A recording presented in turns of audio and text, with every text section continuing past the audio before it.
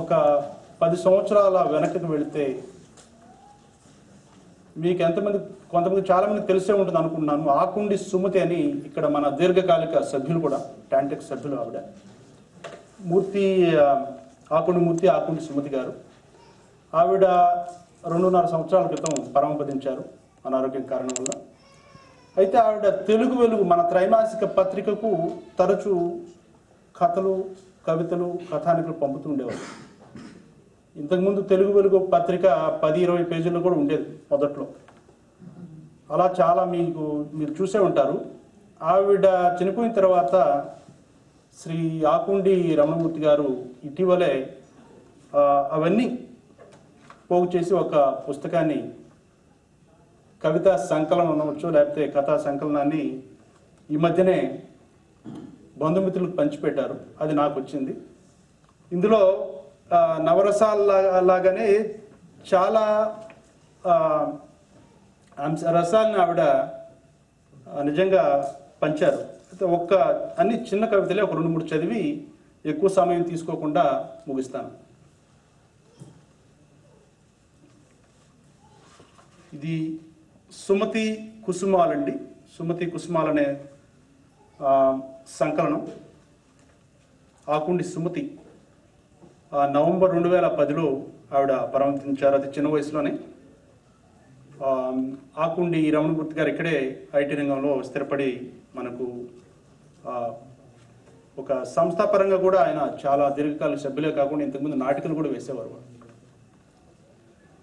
ఇది జోలపాట అండి. బంగారు తల్లి.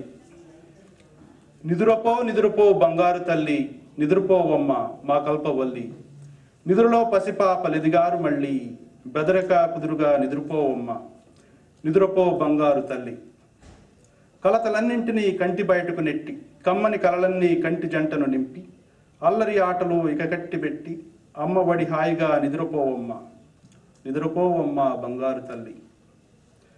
మింట చందమామ అందాలు చిందే, మా ఇంట నీ నవ్వు వెన్నెల్లు పండే, వెండి బంగారులో ఇలలోన సిరులెంట, నిన్ను మించిన కలిమి లేదు పొమ్మంట, నిదురపోవమ్మ బంగారు తల్లి.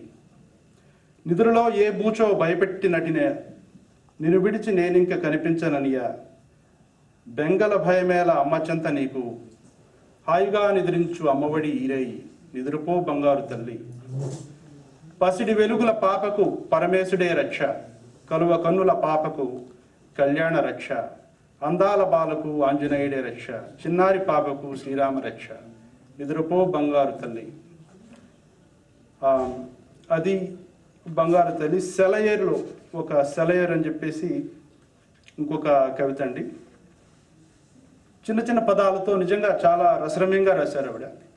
కిలకలా నవ్వుతూ, గలగలా పారుతూ, తళతళలాడుతూ, కాంతులీనుతూ, గబగబా పోయేదెవరోయి, ఏ రేయి ఏ రోయి సెలయేరోయి, మెలమెల మెరిసే బంగారు టిసుకుతో, జలజలమనియే చల్లని నీటితో, నన్నలరించేదెవరోయి, ఏ రోయి సెలయేరోయి.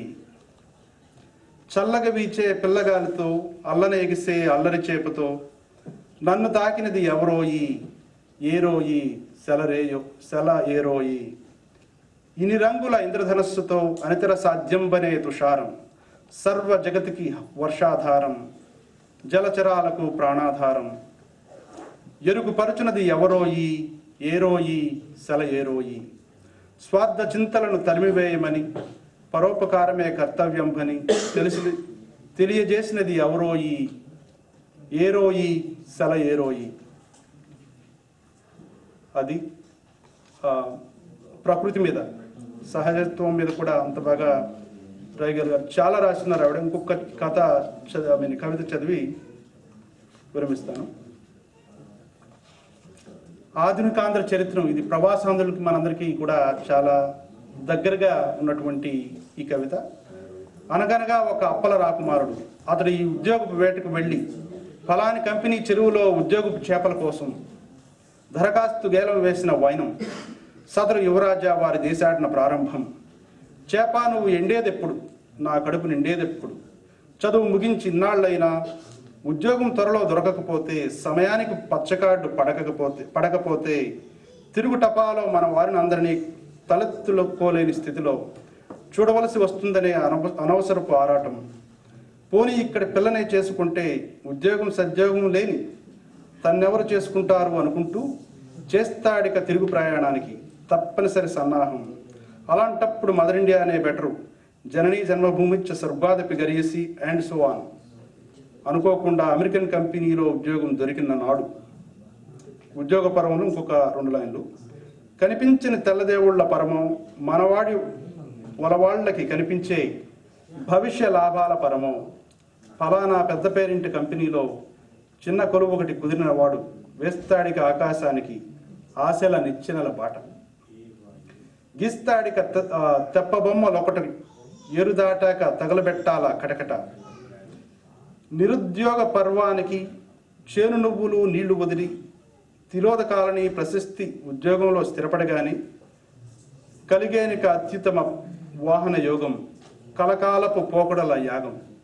అన్నీ చాలా మంచి భాషతో అందరికీ అర్థమయ్యే విధంగా ఆవిడ చాలా రసాలు. నిజంగా చెప్పాలంటే భక్తిని, భావాన్ని, మంచి ఆత్మీయతని సమంగా పంచుకొని మన మధ్య లేకుండా మన ఇక్కడ ఈ సంస్థ సభ్యులు కూడా ఎన్నో రకాలుగా ఎన్నో విధాలుగా పరిచయస్తులు ఈరోజు ఆవిడకి లేరు. వారి ఆత్మకు శాంతి కలగాలని వారి కుటుంబ సభ్యులకు కూడా మా ప్రగాఢ సానుభూతి తెలుపుతూ